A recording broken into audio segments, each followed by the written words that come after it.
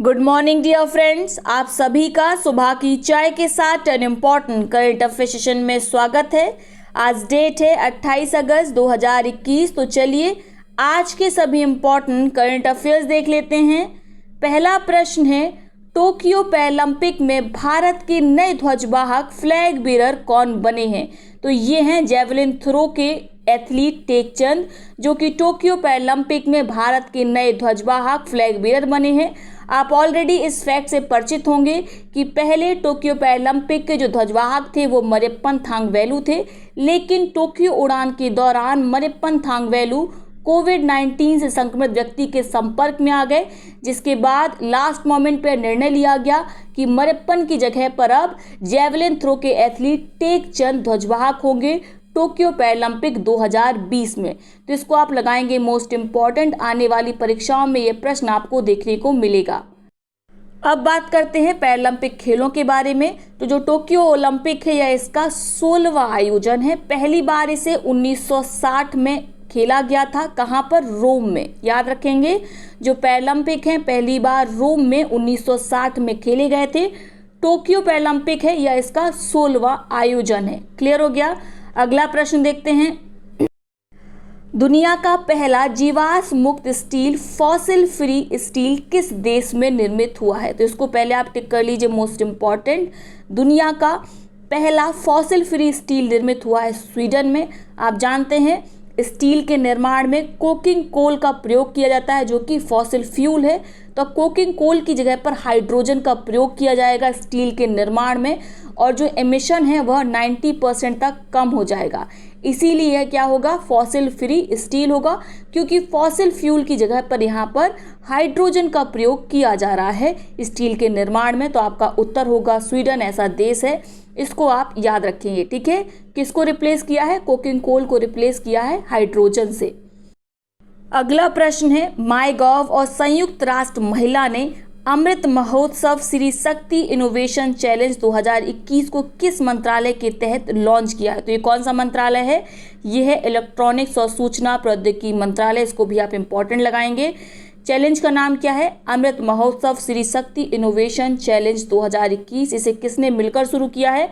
My government और संयुक्त राष्ट्र महिला ने, ठीक है। इसका उद्देश्य क्या है? महिलाओं को सशक्त बनाना, टेक्नोलॉजी के क्षेत्र में जो भी उन्हें समस्याएं आती हैं उनका सलूशन उन्हें प्रदान करना। याद रहेगा, ठीक है। यानी महिला उद्यमियों को बढ़ावा देना है इस चैलेंज के अंतर्गत, अमृत महोत्सव श्री शक्ति इनोवेशन चैलेंज 2021 के अंतर्गत।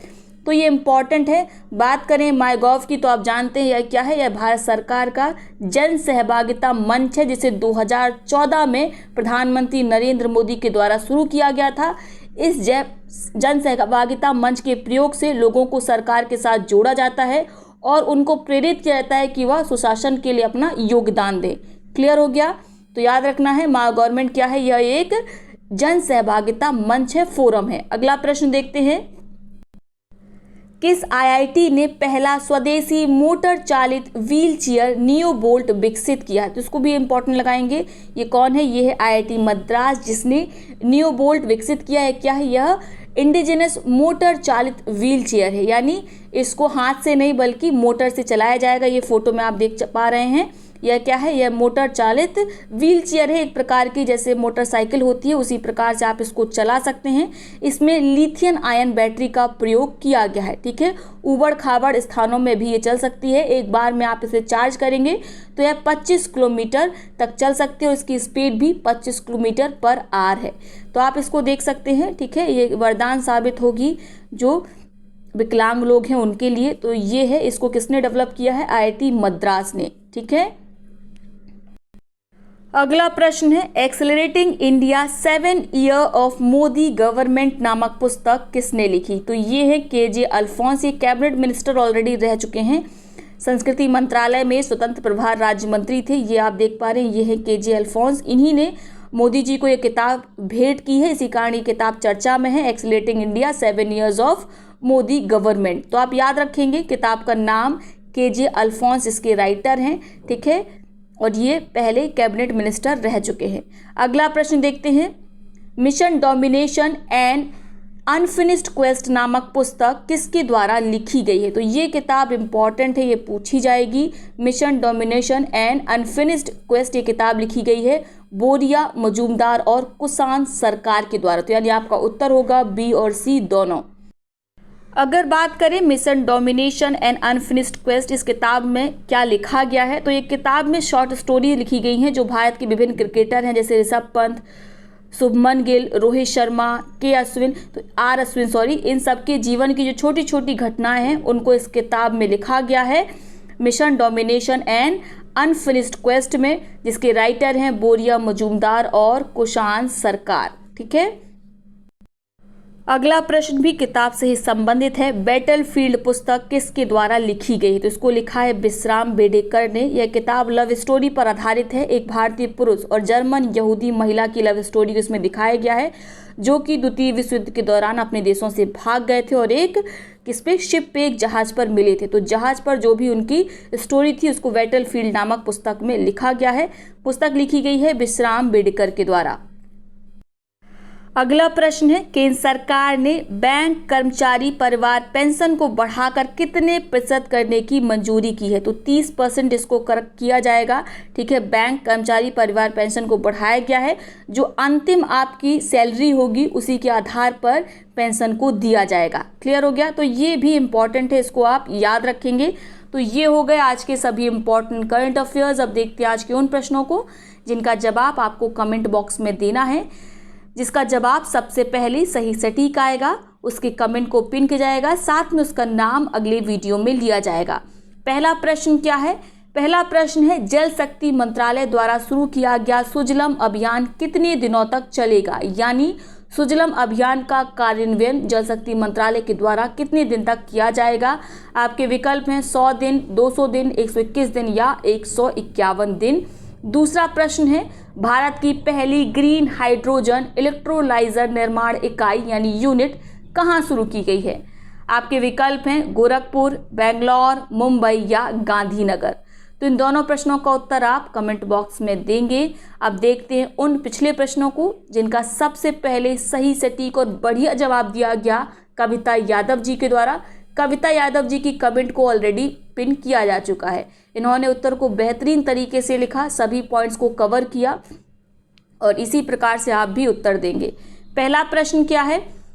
हुरून ग्लोबल 500 सबसे मूल्यवान कंपनियों की सूची में सबसे ऊपर कौन सी कंपनी? सबसे ऊपर है एप्पल कंपनी। भारत की 12 कंपनियों को इसमें लिस्ट किया गया है, सूचीबद्ध किया गया है। दूसरा प्रश्न क्या था? Economist intelligence unit safe cities index 2021 में भारत के कितने शहरों को शामिल किया गया है? तो भारत के केवल 2 शहरों को शामिल किया गया है, दिल्ली और मुंबई को।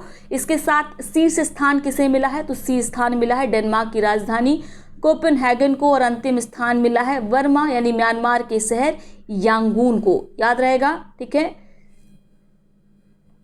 ये म्यांमार का शहर है यांगून जिसे अंतिम स्थान मिला है।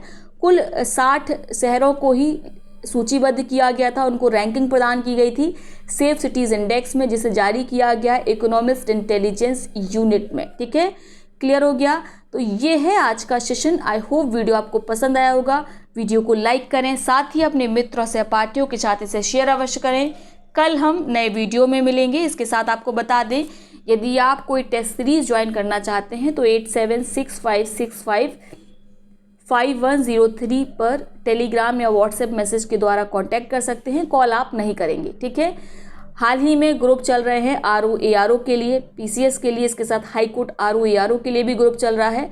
आपकी पूरी तरीके से तैयारी कराई जाएगी। इसमें आपको डेली टारगेट दिया जाता है कि आपको किस दिन क्या पढ़ना है और उसी जिस दिन आपने जो पढ़ा है उसी आधार पर क्विज भी होती है। तो इससे बढ़िया तैयारी का कोई तरीका नहीं हो सकता है। इससे एक तो आपकी पढ़ाई में रेगुलरिटी आएगी, ठीक है, दूसरा आपका सिलेबस तो कवर हो ही रहा है। क्लियर हो गया? साथ में आप करंट अफेयर का बैच भी ज्वाइन कर सकते हैं जिसमें डेली करंट अफेयर आपको कराए जाते हैं। साथ में सप्ताह में 3 आपको PDF भी उपलब्ध कराई जाती हैं ताकि आप आराम से घर पर बैठकर उनका रिवीजन करा सकें। PDF को इस तरीके से बनाया गया है कि आराम से 1 और 2 पन्ने के पेजेस के जो प्रिंट हैं उसमें वो निकल आए ताकि आपको ज़्यादा वह कॉस्टली ना पड़े प्रिंट कराने में।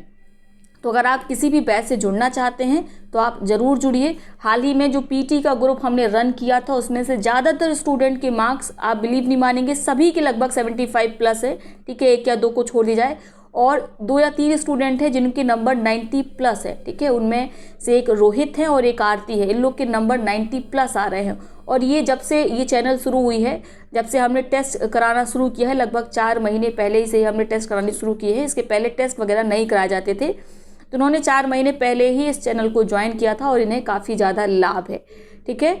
तो अगर आप बिल्कुल भी इंटरेस्टेड हैं तो आप ज़रूर 8765655103 पर संपर्क करें, या फिर आप जाके सर्च करेंगे टेलीग्राम पे स्टडी विन या स्टडी विद रागनी मैम, तो आपको टेलीग्राम चैनल मिल जाएगी और आप आराम से इस टेलीग्राम चैनल को ज्वाइन करेंगे और वहाँ से हमसे जुड़ने का आपको लिंक मिल जाएगा। तो चलिए फिर अगर आपको जुड़ना हो तो आप बताएंगे और हम लोग नए सेशन में मिलेंगे। तब तक के लिए बहुत बहुत धन्यवाद।